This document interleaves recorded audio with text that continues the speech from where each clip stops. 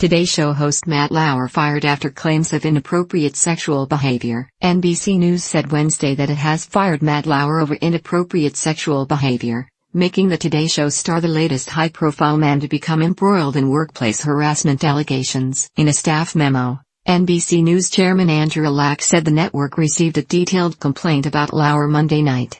It represented, after serious review, a clear violation of our company's standards.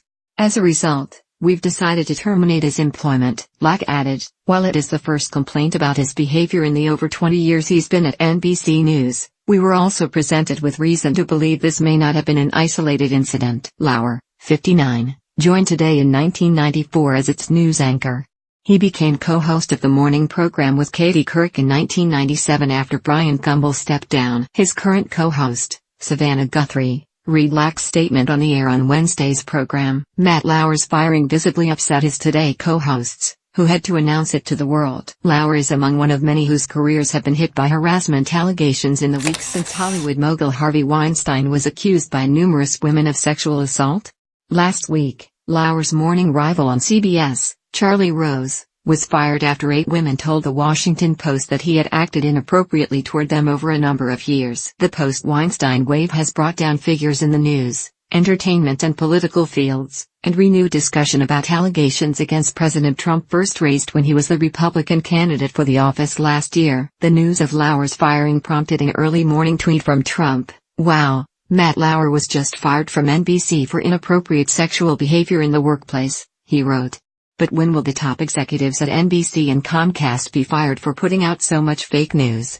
Check out Andy Lack's past. Trump was a star of the long-running NBC reality programs The Apprentice and Celebrity Apprentice before announcing his entry into politics in 2015. During his tenure on the program, cast and crew members said he made inappropriate comments to women.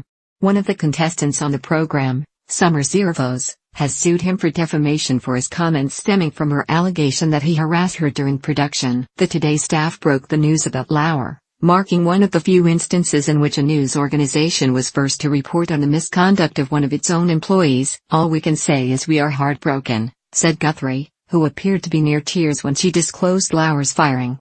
"I'm heartbroken. How do you reconcile your love for someone with the revelation that they have behaved badly?" She said she was heartbroken for the brave colleague who came forward to tell her story.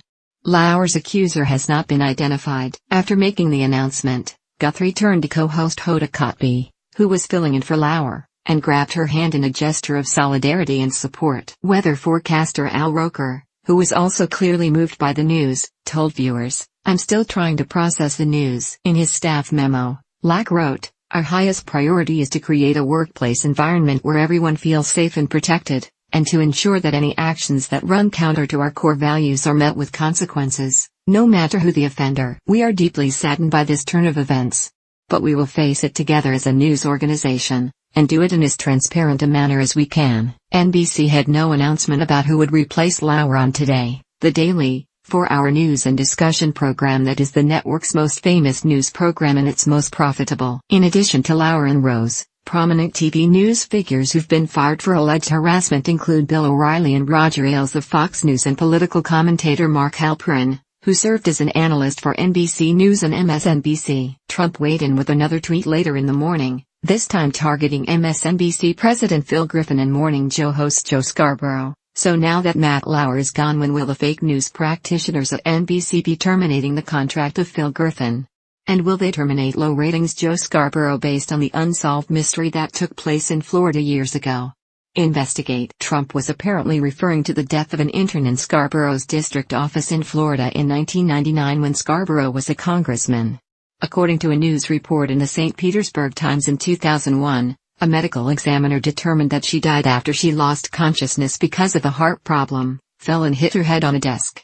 There was no evidence of foul play. It was not immediately clear what Trump was referring to with Scarborough, with whom he had feuded for the past year or so. Lauer has been as much the face of Today as anyone in its 66 years on the air, a star commanding a reported $25 million per year salary. As co-host he has interviewed hundreds of celebrities, politicians and other newsmakers.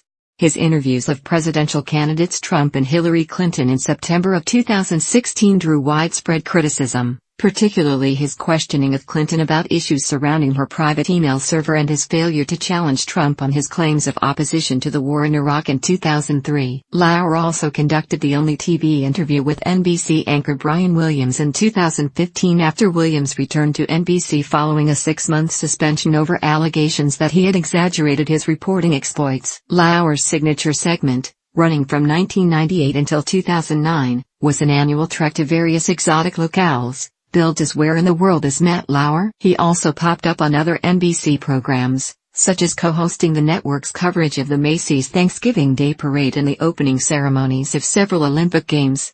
He substituted for Bob Costas, NBC's primary host during the 2014 Winter Olympics when Costas developed an eye infection. Lauer's current 2-year contract was set to expire at the end of 2018.